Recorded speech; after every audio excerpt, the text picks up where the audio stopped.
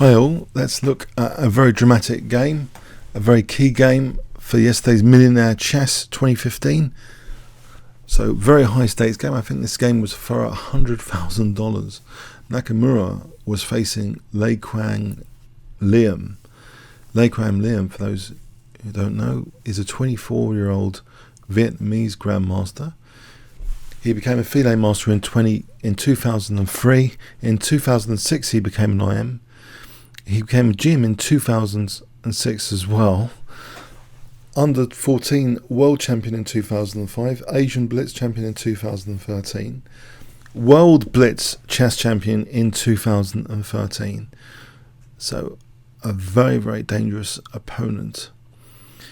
Let's see what happened in this game. Nakamura kicked off with d4. Quang Liem played knight f6. We have c4, e6. So inviting a nimzo engine, but we have now knight f3, sidestepping any pin. Very solid response now, d5. And usually here in live book, knight c3 is very popular, or g3, which is Catalan territory. We have slightly rarer bishop g5. Now often black plays bishop e7 here, very classical looking. But also played is h6. Now h6, yes, it tries to get that bishop pair away from white, so white would release the bishop pair. It's inviting that. That is actually the most common move to take here and not retreat. On retreating, this is known to be about equal. There's lots of different possibilities for black. So Nakamura took on f6. This is the main move, and white gives up that bishop pair.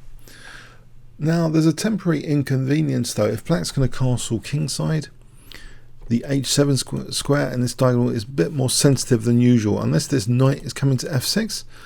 But then white has the dangerous knight pair. In this situation, often the knights are very good on the dark squares. So let's see what happens now. First of all here though, a very unusual move. Usually knight c3 is actually played here, or knight d2. This is a very rare bird now, taking the game kind of out of opening territory now. Queen b3. c6 is only 18 games with c6, but that's the main response. So that reinforces d5. And now we have e3. And we're really out of opening book already. It's amazing. Chess is such a massive game. But this is kind of newish, this position. Queen e7. Not too many games at all. Knight bd2, especially here. There's been a couple of games apparently with knight c3, but now we're really in fresh water. Black played queen b4, inviting an exchange of queens. White just retreated. Knight d7, a3, queen a5, bishop e2. Okay, now here black actually played d takes c4. A very interesting decision, maybe slightly carrying some risk. When black plays d takes c4, this pawn is potentially dangerous coming to e5 later. That's one thing to bear in mind. On the other hand, white could be threatening to get a grip on the queenside or queenside space quite rapidly later, when prepared, when this rook's not are protected. So b4, c5 and b5 could be a quick queenside attack. Maybe black was concerned about that. So he plays d takes c4. White now really wants to take with the knight, so actually he castles to unpin the knight. If he can take with the knight, he's going to gain a tempo. Black really doesn't want to play a move like b5, that's asking for it.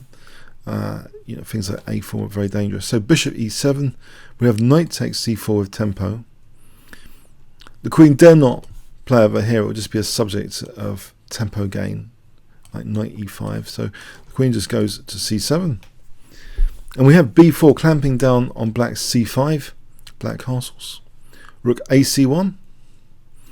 Yeah, and there's a certain amount of queenside pressure here. Rook d8. And now we have queen b3, as though b5 might be on the cards potentially. This is parried now with a6.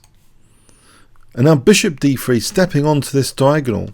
If there's a battery formed between queen and bishop, this could be dangerous unless a knight comes here. But then the downside of that is that these knights can maybe take over the e5 square. But black does do that. Knight f6. Bishop drops back as though a battery can be set up. Bishop d7. First now e4 to try and dislodge that knight away from the protection of h7, a critical square. And black is not in a great position to do anything about that. So although he's got the bishop here, he's losing space here and a bit of king safety. After e5, this is a bit uncomfortable. Now, the knight wants to stick around protecting the h7 square, so it doesn't go here. It actually goes to h7, where it can go to f8 later if needed. So if queen d3, we can just play knight f8 with black here. But Nakamura keeps the queen around. Queen e3, very interesting move indeed. Why chase the knight to f8 just yet? The queen here is still quite dangerous and very flexibly placed in the center. Queen e4 at any time could be a serious issue at the right time for black. Now, black is in a bit of a bind here actually on the queen side. This knight is discouraging a5, so black plays b6 to try and play for a5, maybe do something with this rook and activate the bishops somehow. Rook fd1.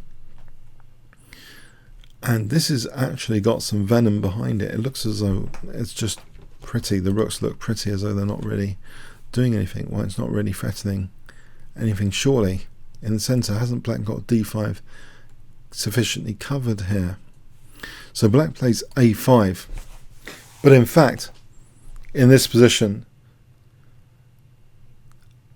it is actually a very, very interesting move now to play d5. It liberates white's pieces. The queen is now attacking b6. This a5 did weaken b6, but what was black going to do? Just keep solid and not do anything like a mouse? Black wanted to do something on the queen side, but he did weaken b6 with his a5 move, and now d5 taps into that. But it doesn't seem as though this should be so significant, surely, because black surely is getting a center pawn now for what seems to be a flank pawn. So we have rook takes d5. Rook takes d5 now. If these other choices are not palatable, of course, here white's threatening d6. If c takes, then knight takes b6, hitting the queen and hitting the rook. It's not palatable. And if e takes, then again knight takes b5, knight takes b6 rather, and this position knight takes d5, we have that pin. So the alternatives aren't palatable. So rook takes d5 really seems forced. Rook takes d5, e takes, but now knight takes b6. And it seems here, hasn't black done slightly well out of this after rook d8? He's gained surely a centre pawn for his b6 pawn. The thing is, there's a very strong move in this position, which is probably hard to see, and at this time control. So I think this is like a very fast time control. So can you see the move white plays here? It's a crushing blow actually for black's position and justifies the whole d5 concept. So if I give you 5 seconds to pause the video, what would you play here with white? Remember, only $100,000 are at stake if you get this right.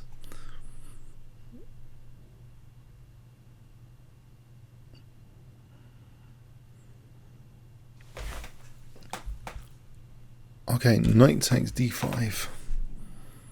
Yes, this lurking target on h7 comes to the fore, and also this pin, because after black didn't play rook takes d5, but basically we would have, can you see? 5 seconds. What would white play here?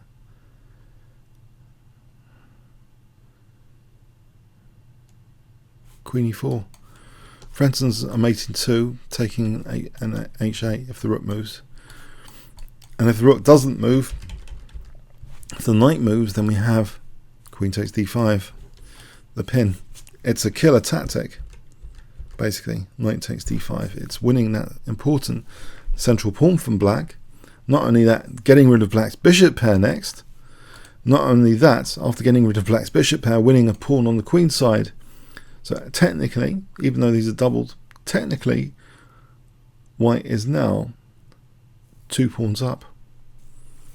And the configuration of bishops, same colour bishops, passive knight. So this a pawn is particularly dangerous. And Nakamura gets to work on the a pawn. Now a6 here, again utilising clever tactics. If rook takes, we have queen d3, or simply bishop takes h7 first. Bishop takes h7, if takes queen d3 check. So utilising clever tactics for a6. So black plays knight f8, trying to extinguish that idea. Bishop d3 supporting the pawn. And now knight d4 is serious, with the idea of maybe getting into f5. That would be very dangerous, as well as hitting c6. So black plays knight e6, parrying that. But knight d4 anyway, trading a pair of knights isn't so bad. The advantage isn't going away here. Knight takes, queen takes. White is still 2 pawns up, and potentially very dangerous a pawn. We have rook d8, queen c3, and now black played c5. Of course white can't take, he's going to lose the bishop. He drops the bishop back, hitting the pawn basically now. Black protects that for a moment. Now queen a5, driving this pawn forward is a good idea, and that pawn's pinned here. So black tries to blockade with bishop c6. Now a7, bishop a8, but now to lift the blockader, rook b1, threatening rook b8 check. Black is busted here. This a pawn is crushing. King h7, rook b8, and black desperately tries now c4, hitting the queen, but making way for some pressure on f2. Nakamura plays queen a6, rook d2. It seems a little bit dangerous for a moment, but Nakamura just calmly plays rook takes a8, because after queen c5, he's got a very strong move here to finish the game. Can you see what white plays here? If I give you 5 seconds.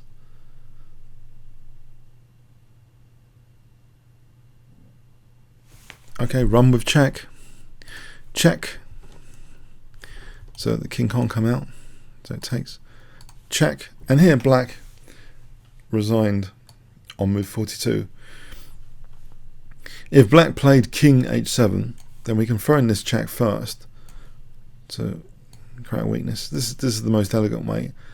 And then once that weakness is created, pounce on f6 to defend f2 like this. And that's end of game for black. No play. And all the pressure coming up to destroy black's king soon with the extra queen, which is pretty handy. So congratulations to Nakamura. This game had very high stakes to it.